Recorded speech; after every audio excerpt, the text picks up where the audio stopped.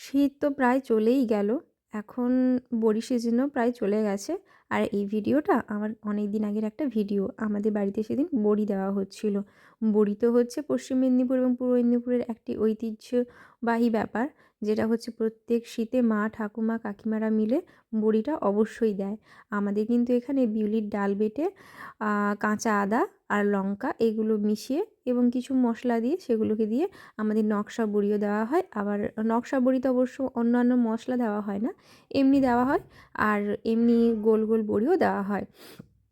এখানে আমার একজন দিদা হন সম্পর্কে, তিনি বিড়িটা বেটে দিচ্ছিলেন, কারণ কালকে বড়ি দেওয়া হবে। আর এটা তার পরের দিন সকালে আমি একটু বেরিয়ে পড়েছি কলেজ যাব বলে।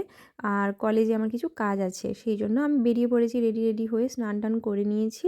আর এদিকে রান্নাঘরে এসে আমি একটু দুধ, কলা আর মুড়ি নিয়ে নিয়েছি, ওটা খেতে খেতে আমি রান্না করছিলাম।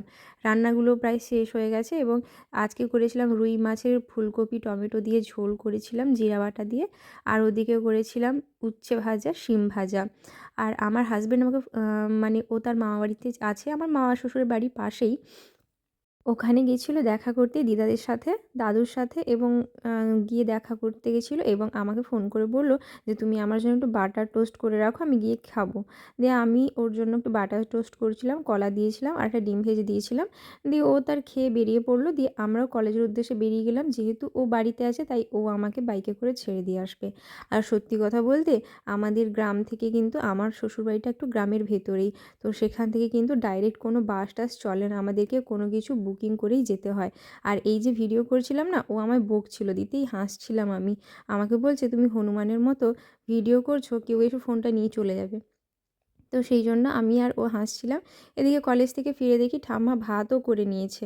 ঠাম্মা ভাতটা ঠাম্মাই করেন, কারণ ওটা উনুনে বসে বসে ঠাম্মার করতে ভালো লাগে আর কি। ঠাম্মা ওটা করতে ভালোবাসেন, তাই আমি আর না করি না। আর উনুনে বসে বসে তো ওটা ঠাম্মা ফুটিয়ে নেন। এদিকে কিছু ধনেপাতা আমি তুলতে এসেছিলাম। আর এই প্ল্যান্টিংটা কে করেছে জানো? আমার ঠাম্মা শাশুড়ি। উনি কিন্তু ভীষণ ভালো গাছ লাগাতে পারেন এবং গাছ লাগাতে ভীষণ ভালোবাসেন। আর তোমাদেরকে ওনার বাগান একদিন আলাদা করে আমি দেখাবো।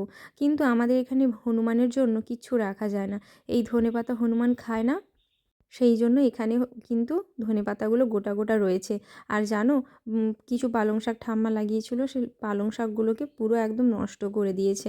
দাঁড়াও তোমাদের দেখাচ্ছি।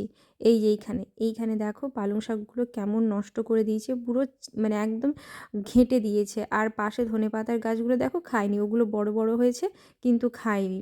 কেন জানো? ওটা ওদের খেতে ভালো লাগে না, উগ্র গন্ধ। আর আমার ঠাকুমা শাশুড়ি না রাঁধুনির গাছও লাগিয়েছে, এইগুলো হলে কিন্তু রাঁধুনি হয়। টাটা।